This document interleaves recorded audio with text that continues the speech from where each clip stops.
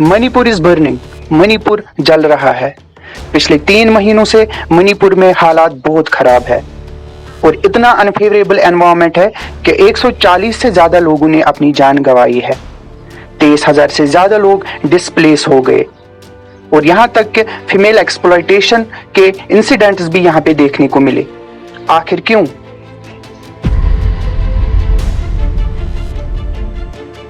ये जानने के लिए हमें मणिपुर की हिस्ट्री और जियोग्राफी को जानना बहुत जरूरी है। मणिपुर नॉर्थ ईस्टर्न स्टेट्स में से एक स्टेट है। ये स्टेट बॉर्डर शेयर करती है नागालैंड के साथ नॉर्थ में, मिजोरम के साथ साउथ में, आसाम के साथ वेस्ट में एंड कंट्री म्यांमार के साथ ईस्ट में।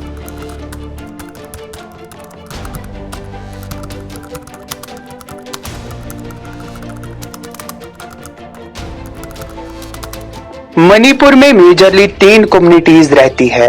मेती community, Naga community, Kuki community.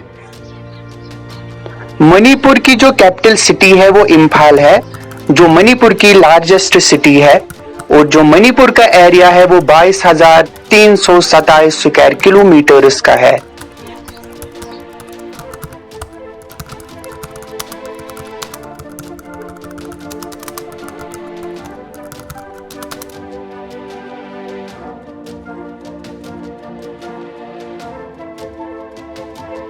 Manipur state की अगर हम बात करें तो वहां सिर्फ 3 मेजर कम्युनिटीज नहीं है जिनके बारे में हमने जाना, बल्कि वहां 30 से ज्यादा एथनिक ग्रुप्स रहते हैं जिनके डिफरेंट लैंग्वेजेस, डिफरेंट कल्चर और डिफरेंट हिस्ट्रीज रही है। और यही डाइवर्सिटी जो मणिपुर में है ये कॉन्फ्लिक्ट्स की इमरजेंस में बहुत बड़ा रोल प्ले करता है। और हाल ही में जो कॉन्फ्लिक्ट वहां वायलेंट कॉन्फ्लिक्ट उठा है, इसके पीछे भी डाइवर्सिटी ही एक रीजन है। अगर हम मेती कम्युनिटी की बात करें तो मेती कम्युनिटी इन मेजर 3 कम्युनिटीज में एक ऐसी कम्युनिटी है जो डोमिनेंट है और ये कम्युनिटी वैली एरिया यानी सेंट्रल एरिया में रहती है।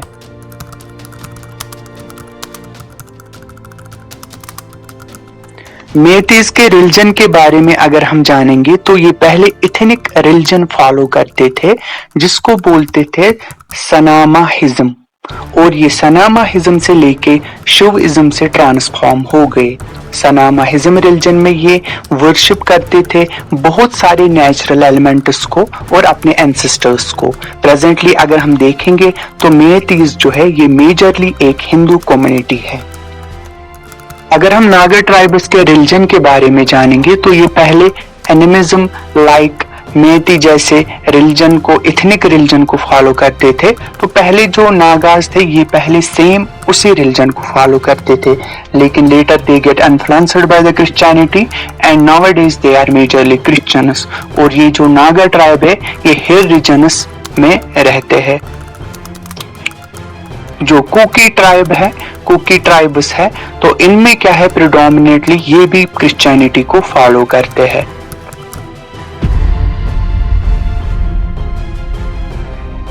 यहां तक हमने जाना मणिपुर की जियोग्राफी के बारे में। अब करते हैं थोड़ी सी चर्चा इनके इतिहास की यानी हिस्ट्री। अगर हम मणिपुर के इतिहास के बारे में एक नजर डालेंगे तो हमें यह पता चलता है कि जो मणिपुर के अर्ली नून इनहैबिटेंट्स थे वो थे कुकी कम्युनिटी, लेकिन 3000 BCE तक आते आते जो मेती कम्युनिटी है उन्होंने यहाँ पॉलिटिकल डोमिनेशन हासिल की और उन्होंने एक पावरफुल किंगडम की एस्टैब्लिशमेंट की जिसको कंगलीपाक किंगडम के नाम से जाना जाता था। और ये किंगडम 16th और 17th सेंचुरी तक एक बहुत पावरफुल किंगडम बन गया, जिसको मुगल्स के साथ भी थोड़े से क्लैशेस हो गए। यहाँ पे कॉलोनिस्ट इंटरफेरेंस की वजह से एक बहुत बड़ा मसला क्रिएट हो गया।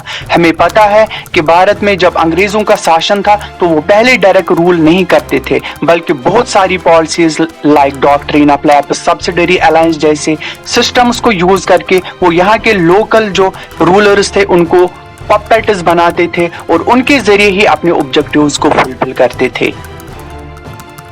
मणिपुर में जो ब्रिटिश है उन्होंने 2 कार्ड्स खेले, पॉलिटिकल कार्ड और ट्राइबल कार्ड। यहाँ का जो लोकल राजा था उसको कन्विंस किया गया कि वो एक एग्रीमेंट के अंडर आए और ब्रिटिश उसको प्रोटेक्शन देगा, क्योंकि हमें पता है कि बुर्मीज एक साइड से मणिपुर पे लगातार अटैक कर रहे थे और एक ट्राइब हिली एरिया में थी जो नागा ट्राइब थी, वो भी मणिपुर के पॉलिटिकल एरिया पे जो सेंट्रल एरिया था वहां पे अटैक्स कर रहा था।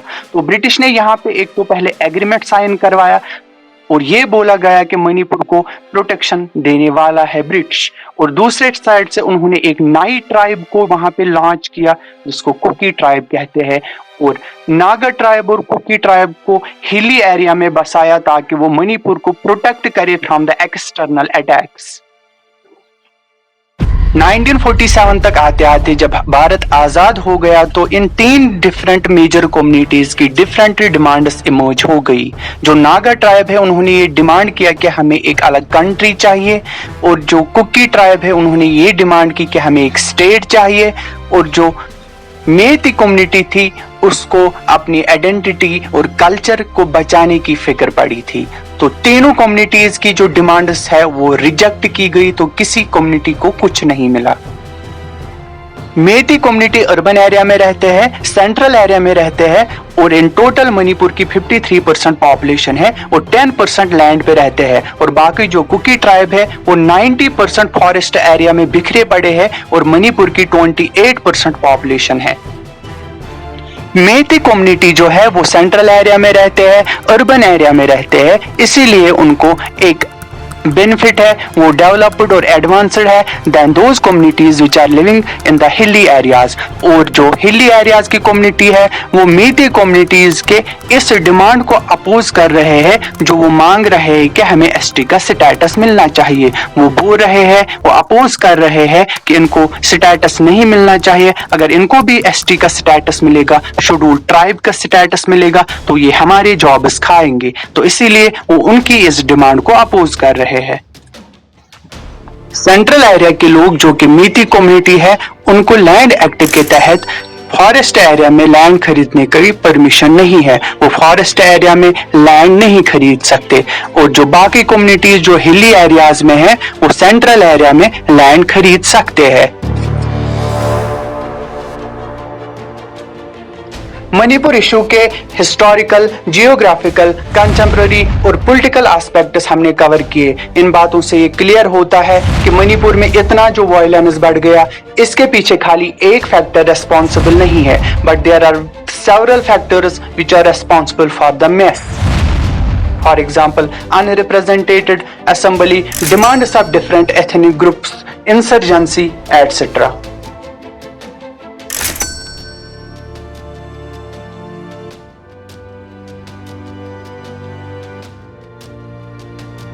मणिपुर का इशू कॉम्प्लिकेटेड और कॉम्प्लेक्स तो है ही, but it also deserves the deep and immediate attention of the government. यहाँ सरकार की ये जिम्मेदारी बनती है कि जो पास्ट में कमीशंस बिठाए गए थे उनकी रिकमेंडेशन से गो थ्रू करके उन रिकमेंडेशंस को एग्जीक्यूट करना। यहाँ पे सरकार की ये जिम्मेदारी है कि जो इंसर्जेंट ग्रुप्स है, मिलिटेंट ग्रुप्स है मणिपुर में, उनसे पीसफुल एग्रीमेंट साइन करना, ताकि ये जो वायलेंट मूवमेंट्स है ये फ्यूचर में ना उठे। यहाँ पे सरकार की ये जिम्मेदारी बनती है कि पब्लिक पार्टिसिपेशन को एंश्योर करना पॉलिसी मेकिंग में, ताकि सारी कम्युनिटीज को ये फील ना हो कि उनकी तरफ सरकार कम तवज्जो देती है और वो डिस्क्रिमिनेट फील ना करे। जो आज एक वायलेंट मूवमेंट उभर के आई जिसका इतना बड़ा हार्मफुल इम्पैक्ट हमारे इंडिया पे पड़ा, तो ये आगे ना हो। मणिपुर एक स्ट्रैटेजिक लोकेशन है, बॉर्डर एरिया है, ये इंडिया के लिए बहुत महत्वपूर्ण है और इसको प्रोटेक्ट करना सरकार का फर्ज है, और ये जानकारी आप तक पहुंचाना मेरा फर्ज है। और हमारी YouTube चैनल को सब्सक्राइब करना आपका फर्ज है।